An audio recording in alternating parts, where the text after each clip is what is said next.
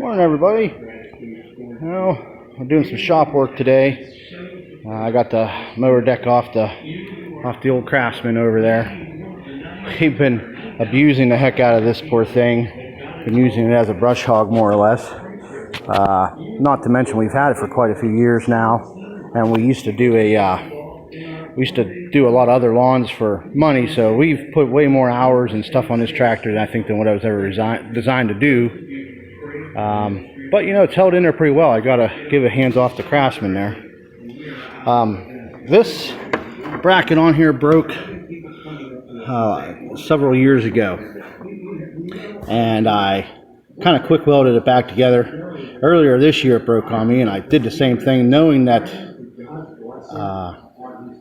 it needed more attention. But you know, when you get in a hurry, you just try to get things so you can finish the job. So I have some time today, and it started breaking again the other day. The problem is this mower deck, the metal on that, the steel on that is paper thin, whereas this bracket is probably 2 or 3 times the thickness of it. And anytime you try to weld thick steel to thin steel, it just never goes very well. And that's the problem. You just can't get a good weld. Although I would say the welds I had on here were good. Yeah, the weld itself didn't break. The metal right beside, the steel right beside the weld is what broke, and that's what will always happen. So I went out and got a piece of steel that's about half the size of this and twice the size of this, so it splits the difference. And I'm cutting some pieces out. There's one. I got one welded in here already. And I got this piece here I'm going to weld in. I'm letting things cool down a little bit. This is so thin, when it heats up, it doesn't take much to just punch right through this. So I'm going to let this cool down for a bit. I just got my other piece made, and then I'll get that piece welded in. And then we may do some on the back side here as well. Or, I'm not sure. I might try to put a piece here. You're getting onto this curve here, but I might try to put a piece there, in here maybe, and weld that back in too. Hopefully this will be the last time I have to do it, you know, but you just never know. Surprisingly enough though, like I said, this tractor really is holding up well. I can't complain. I promise you I've been abusing this thing like crazy, because when we bought this farm last year, I don't have a brush hog yet, and I figured this tractor's it's lived its life, and if it breaks now, like a permanent break, I've gotten more than my money's out of it. So, but boy, it just keeps on going. It does need some other things. Needs tires, that's for sure. I replaced very little on this though. Some silly things have gone bad on it that you wouldn't expect. It's hydrostatic with this lever here. Well, this goes down, and then there's a shaft that goes across with linkage that works the hydraulics underneath there. The shaft on the other end, they just put a star washer on the end. Well, that will wear itself off just from working this lever back and forth. So this is a couple years back. I had to take that shaft out, and I just drilled it at one end and put a cotter pin and a washer back on, and had no issues with that. But silly things like that that don't really cost money, just a ton of time.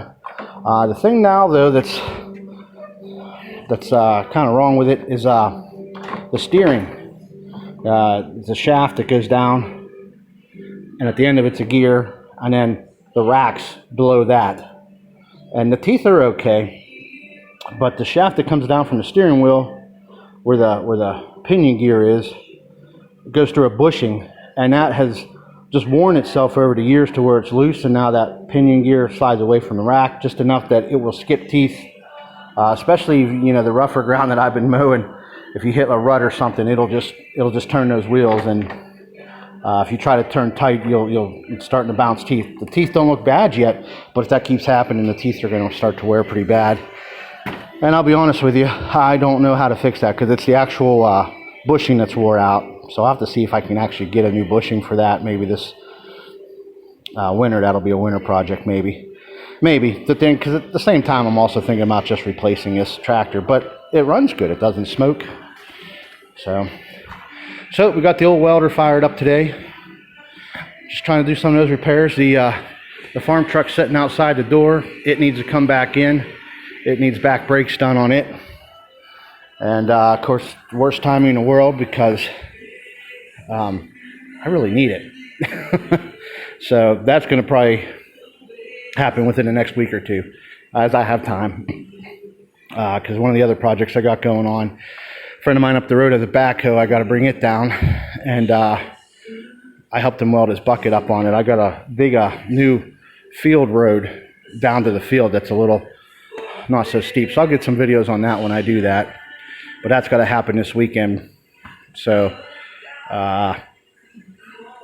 hopefully get that one done by next weekend. It's just one of those things. It's just I just got to find the time to do it.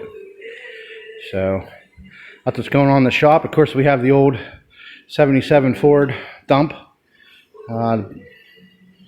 We started taking apart. This is not like a fast project here. This is just something that needs done. I wanted to redo it. Used this dump truck for many years. It's been a good truck to me. But it needs some redoing, as you can see. We did some welding in here, right in this area, a couple years back. So it just needs, the body needs redone and stuff like that. So that's a slow project. But be able to use it a lot on this farm. So that's what's going on in the shop right now. I got a lot of projects building up for winter time.